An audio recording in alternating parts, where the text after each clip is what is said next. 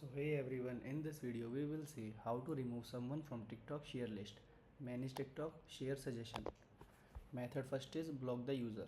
Search for the person name or tap their picture in message to access their profile. Then tap the share icon on the three dots menu and the top right corner of the profile. Then select the block option from the menu. Confirm the action by tapping block again. Second method is unfollow or remove as a follower. Navigate to the profile page of the user, then tap the message button.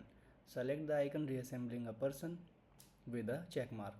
To remove them as a follower, go to their profile. Then access the follower section, locate their name and tap remove next to it. Third method is clear chat history. Go to your TikTok inbox, then tap and hold the chat with the person you want to remove. Select delete to clear the conversation. Fourth method is unsync device contact. Access your phone profile and tap the menu 3 lines in the top right corner, then navigate to setting and privacy. Then install privacy or select privacy.